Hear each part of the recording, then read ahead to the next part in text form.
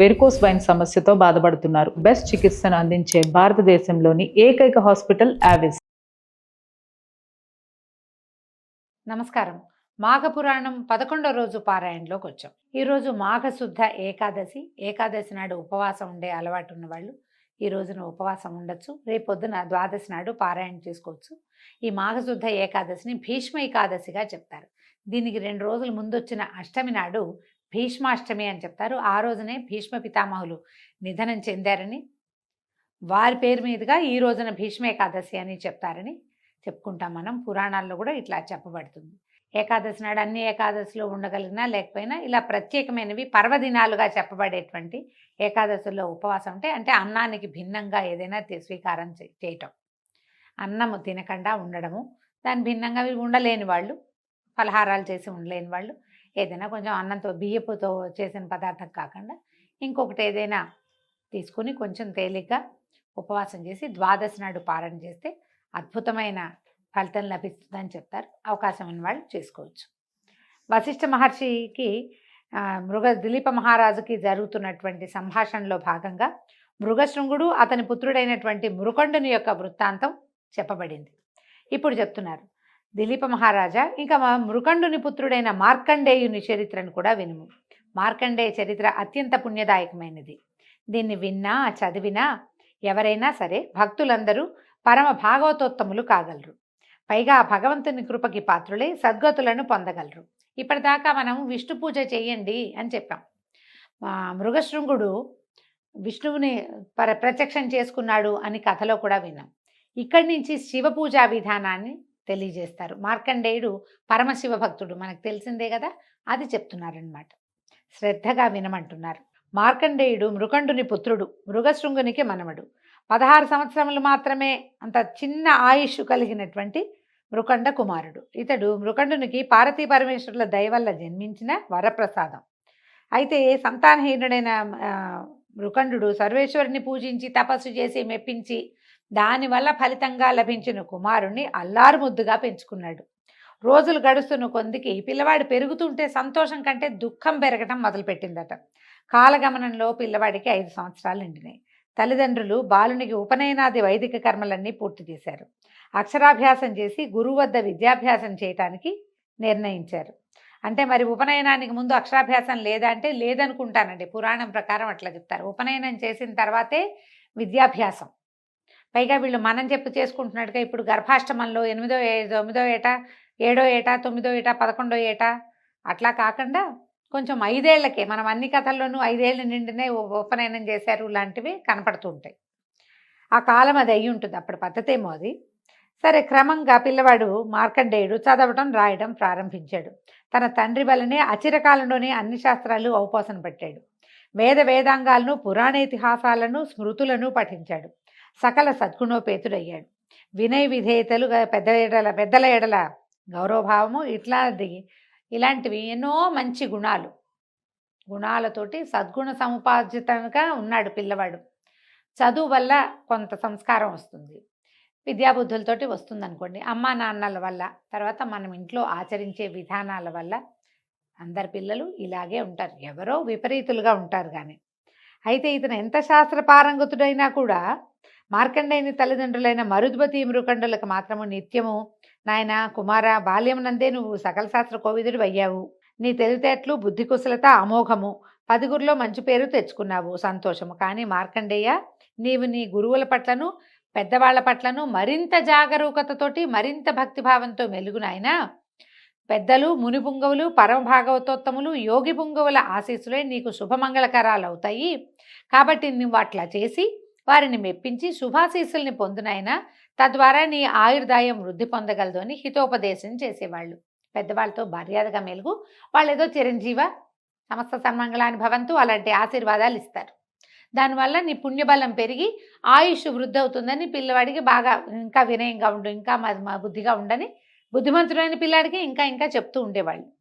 అయితే మార్కండేయుడికి 15 సంవత్సరాలు వచ్చాయి. రోజు రోజుకి తల్లిదండ్రులకి ఆందోళన పెరిగిపోతుందట. కారణం, పరమశివుడు ప్రసాదించిన వరప్రసాదమైన మార్కండేయుడికి ఇంకొక సంవత్సరమే గడువు ఉంది. ఆఖరి జన్మదినోత్సవం ఇదే, ఇంకా చేయలేమనుకున్నారు. ఘనంగా చేయాలని భావించి 15వ పుట్టినరోజుకి ఎంతమందినో పెద్దవాళ్ళని, ఋషులని, మునులని, తపస్సులని, పరమనిష్టా గరిష్ఠుల్ని అందరినీ పిలిచారు. అయితే వీళ్ళందరూ వచ్చారు. వస్తే అందరికీ సన్మానాలు చేశారు, సత్కరించారు. అతిథి సత్కారాలు ఎంతో ఘనంగా చేశారు. పిల్లవాడి మార్కండేయుడు కూడా అందరికీ వినయ విధేయతలతోటి నమస్కారం చేశాడు. ఎంతో వినయంగా ప్రతి వాళ్ళకి పాదాలంటి దండం పెట్టాడు. అలాగే వశిష్ఠ మహర్షి కూడా మార్కండేయుడు నమస్కారం చేశాడట. ఈ కథ ఎవరు చెప్తున్నారండి మనకి? వశిష్ఠ మహర్షి చెప్తున్నారు కదా, చెప్తున్నారు. నాకు కూడా దండం పెట్టాడు. పెడితే ఈయన ఏం చేశారట, వద్దునైనా నమస్కారం చేయబోక అని వారించారు. ఈ మార్కండేయుని దీవించడానికి తిరస్కరించిన వశిష్ఠ మహర్షిని చూసి అందరూ ఆశ్చర్యపోయారు. మహానుభావ వశిష్ఠ మహర్షి తమలో లోకానికి గురుతుల్యులు, ఇట్లా ఒక పిల్లవాడు, ఒక బాలకుడు జన్మదినోత్సవం రోజున నమస్కారం చేస్తుంటే మీరు వారిస్తున్నారేమిటి, ఆశీర్వదించరా పిల్లవాడిని అని అడిగితే ఈయన ఏమన్నారు, పిల్లవాడు బాలుడు, అల్పాయుష్కుడు, ఇతని జీవితకాలం 16 సంవత్సరాలే, మరికొంది రోజుల్లో మరణించబోయే ఇతన్ని మీరందరూ దీర్ఘాయుష్మాన్ భవ అని దీవించారు. అది ఎట్లా కుదురుతుంది? సాక్షాత్తు పరమేశ్వరుడే ఇతనికి అల్పాయుర్దాయాన్ని ఇచ్చాడు, 16 ఏళ్ళు అని చెప్పాడు ఖచ్చితంగా. ఇంకా మనం ఎంత? ఈ పరమేశ్వరుడు ఇచ్చిన వరం ప్రకారం అంటే ఆయన ఆజ్ఞ ప్రకారం ఇంకొక ఏడాది జీవిస్తాడు. నేను ఒకవేళ దీవించినా కూడా దీవెన వ్యర్థమవుతుందని వద్దన్నానన్నాడు. అనేసరికల్లా అయ్యో మా మహర్షులందరూ చాలా బాధపడ్డారు. చిరంజీవి వై వర్ధిల్లు, దీర్ఘాయు వై వర్ధిల్లు, ఆయుష్మాన్ భవ, దీర్ఘాయుష్మాన్ భవ, శతాయుషు దీర్ఘాయుష్ అని ఇన్ని ఆయుష్లు దీవిస్తే మన దీవెలనన్నీ వృధా అవుతున్నాయి కదా అని బాధపడ్డారు. అప్పుడు అందరూ అడిగారట, మహానుభావ వశిష్ఠ మహర్షి, దీనికి వేరే తరుణోపాయం లేదా? మహర్షుల వాక్కులు వృధా అయిపోవాల్సిందేనా అని అడిగేసరికల్లా మనకున్నది ఒకటే మార్గం, ఈ మార్కండేయుని తీసుకుని బ్రహ్మదేవుడి దగ్గరికి తీసుకెళ్తామని కుర్రవాణ్ణి తీసుకుని బ్రహ్మదేవుడి దగ్గరికి సత్యలోకానికి వెళ్ళారట. వీళ్ళందరినీ చూసి వశిష్ఠ మహర్షి కూడా వచ్చేసరికి బ్రహ్మదేవుడు ఎంతో సంతోషిస్తే అప్పుడు పిల్లవాడు మార్కండేయుడు బ్రహ్మదేవుడికి నమస్కారం చేసేసరికల్లా దీర్ఘాయుష్మాన్ భవ, చిరంజీవిపై జీవించినాయనా అని చెప్పి దీవించారు. చిరంజీవిగా జీవించమన్నారు. అనేసరికల్లా అప్పుడు వశిష్ఠ మహర్షి ఈ మార్కండేయుడి జన్మ వృత్తాంతాన్ని చెప్పి తరుణోపాయం చెప్పమన్నారు. బ్రహ్మదేవుడు కూడా నాలి కోరుకున్నాడు అనమాట. ఆయన అయ్యో పొరపాటు చేశాం అని చెప్పి తెలియక ఈ పిల్లాడిని చిరంజీవిగా దీవించాను అని ఆలోచించి కుమారుడిని దగ్గర తీసుకున్నాడు. ఆ పిల్లవాడిని, నాయన సాంబశివుడే నీకు రక్ష, మహర్షులు అమోఘ వచస్కులు వీళ్ళందరూ నిన్ను దీవించారు, నేను కూడా దీవించాను. ఇలాంటప్పుడు నిన్ను రక్షించగలిగేవాడు పరమేశ్వరుడే అని చెప్పి మీరు వెళ్ళండి, పిల్లాడికి ఏం ప్రమాదం రాకుండా నేను చూసుకుంటానని ఋషులందరినీ పంపించేశాడు. పంపించి కుర్రాడికి చెప్పాడనమాట మార్కండేయుడికి, పుణ్యక్షేత్రమైన కాశీకి పోయి నిత్యము కాశీ విశ్వనాథుడిని మనసారా సేవించు, శివ పూజ విడవద్దు అని చెప్పి పంపించాడు. మార్కండేయుడు ఇంటికి వచ్చాక వీళ్ళు కాశీనగరంలో లేరు, కొంచెం యువతలుగా ఎక్కడ ఉన్నారు. నేను వెళ్ళి విశ్వనాథుడిని సేవించి వస్తానని, అంటే సంతానం కలిగాక సొంత ఊరికి వచ్చేసి ఉంటారు.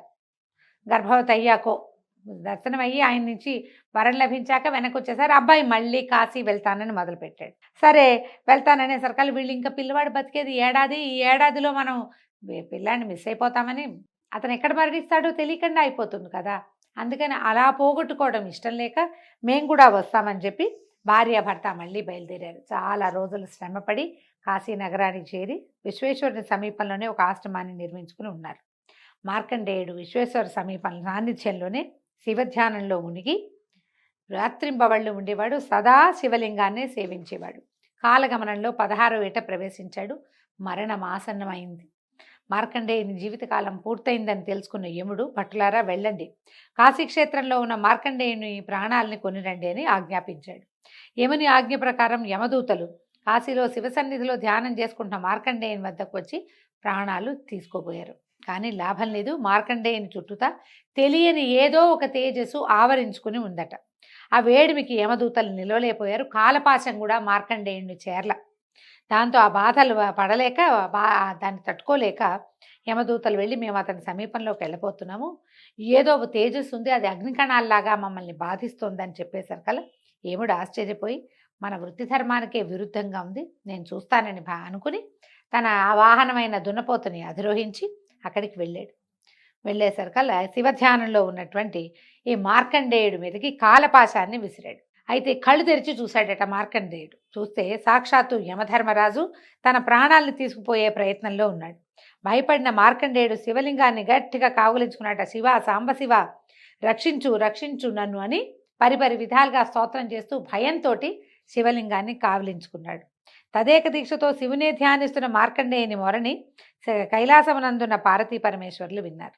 బాలుని ఆక్రందనను విన్న మహేశ్వరుడు మహోగ్రమైన రౌద్రాకారంతో శివలింగాన్ని పటేల్ని చీల్చుకుని వచ్చి తన త్రిశూలంతో ఎదురుగుండా ఉన్న యముడిని పొడిచినంత పనిచేసి మార్కండేయుడిని రక్షించాడు.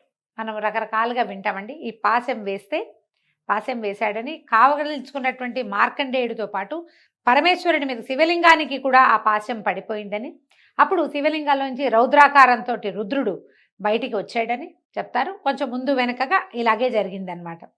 సరే, ఎప్పుడైతే ఈ శూలం యముడికి తగిలిందో యముడు పడిపోయాడు కింద, మరణించాడని కొన్ని కథల్లో చెప్తారండి. కొన్ని పాఠభేదాలు ఉంటాయి.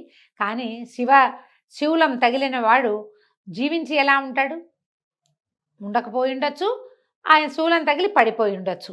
అయితే ఎప్పుడైతే ఈ యముడే దెబ్బతిని పడిపోయేసరికల్లా అష్టదిక్పాలకుడు బ్రహ్మాది దేవతలు పరుగున వచ్చి పరమేశ్వరుని పరుపరి విధాలుగా ప్రార్థించి శాంతించు, కోపం చల్లార్చుకో, యముడు తన విధిని నిర్వహించాడు, తమరిచ్చిందే వరము, 16 సంవత్సరాల అల్పాయుష్కుడైన కుమారుణ్ణి మృకండుడికి తమరు ఇచ్చారు, 16 ఏళ్లే ఇతని ఆయువని రాయబడి ఉంది. మృకండుని కుమారుడైనటువంటి మార్కండేయుడి ఆయుష్ 16 సంవత్సరాలని, వాడు పుట్టక ముందు తమరు రచించిందే కదా అతని నుదుట రాత అని పరిపరి విధాలుగా ప్రార్థించారు. ఆయువు తీరింది, యముడు తన కర్తవ్యాన్ని నిర్వహించాడు, బాలుడు ప్రాణాలు తీయటానికి వచ్చాడు. యముడు తప్పేముంది? తన బాధ్యతని తను నిర్వర్తించాడు.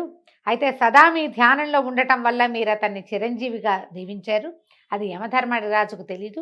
ధర్మపాలన, యముని విధేయత దాన్ని గ్రహించి దాన్ని పరిగణించి ఆ యమధర్మరాజుని పునర్జీవితుని చేయండి. ఇతని రకంగా పడిపోతే కాలం ఎట్లా నడుస్తుంది? అతనే కదా కాలగణన దైవం అని బతిమలాడారు. యముడు లేని సృష్టిని ఊహించలేము అని, సర్వేశ్వర మా అభ్యర్థనను మన్నించండి, యముడిని వదిలిపెట్టండి అని పరిపరి విధాలుగా ప్రార్థిస్తే అప్పుడు పరమేశ్వరుడు శాంతించి యముడిని బతికించి, యమా నీవు నా భక్తుల జోలికి రావలదు, ఒకవేళ తప్పనిసరి అయినచో నా అనుమతి తీసుకో అని చెప్పి మార్కండేయుడిని పరిపరి విధాలుగా చిరంజీవిగా దీవించి ఆయన కైలాసానికి వెళ్ళిపోయాడట. మార్కండేయుడు చిరంజీవని, ఇప్పుడు కూడా ఆయన మార్కండేయుడు జీవించే ఉన్నాడని, ఆంజనేయుడితో పాటుగా ఈయన కూడా జీవించే ఉన్నారని చెప్తారు. పరమేశ్వరుని కృప వలన తన కుమారుడైన మార్కండేయుడు చిరంజీవి అయినాడని మృకండు పరమానందాన్ని చెంది తాను మాఘమాస వ్రతమును ప్రతి ఏటా ఆచరించినందువలనే తన కుమారుడు తనకి దక్కాడని నమ్మి మాఘమాస వ్రతాన్ని ఎల్లేడలా ఆచరించినట్లుగా చేశాడు. భగవంతుడటు చిరకాలం జీవించి చివరికి భగవంతుల్లో లీనమైపోయారని చెప్తారు. దీని తర్వాత ఆ కల్పాంతం దాకా ఆయన జీవించే ఉంటారని కూడా కొన్ని కథనాలు చెప్పబడతాయి. ఈ మార్కండేయ చరిత్రను విన్నను చదివినను ఆ పరమేశ్వరుని కృపకి పాత్రులై కైలాస ప్రాప్తిని పొందగలరు. మార్కండేయుని భక్తి శ్రద్ధలు, ధ్యానము, శివారాధన, పూజలు ఇత్యాదులన్నీ సర్వులు అలవర్చుకొని మా సర్వేశ్వరుని కృపకి పాత్రులై తరించండి. మహిమాన్వితమైన ఈ మార్కండేయ చరిత్రను పురస్కరించుకొని మా త్రయంబక మంత్రం చెప్తున్నారని, మహామృత్యుంజయ మంత్రాన్ని 108 సార్లు పఠించి ఆయురారోగ్య ఐశ్వర్యాలని పొందండి. ఈ రోజున ఎప్పుడైతే మనం మార్కండేయ చరిత్ర చదువుతామో అప్పుడు మనకందరికీ మృత్యుంజయ మంత్రం తెలుసు. ఇది వరకు పెద్దవాళ్ళు ఎవరో చేయాలని అనుకునేవాళ్ళు, ఇప్పుడు టీవీలలో కొంతమంది ఫోన్లలో కూడా కనిపిస్తుంది. త్రయంబకం యజామహే సుగంధిం పుష్టివర్ధనం ఊర్వారుకమివ బంధనాత్ మృత్యోర్ముక్షీయమామృతాత్. ఈ మంత్రాన్ని మనం 108 సార్లు చదువుకుంటే మంచిదట. మార్కండేయుడు పఠించిన మంత్రంగా ఇది చెప్పబడుతుంది. ఈ రోజుతోటి 11వ రోజు పారాయణ పూర్తయిందండి. రేపు ఉదయం 12వ రోజు పారాయణతోటి మళ్ళీ కలుసుకుందాం. నమస్కారం.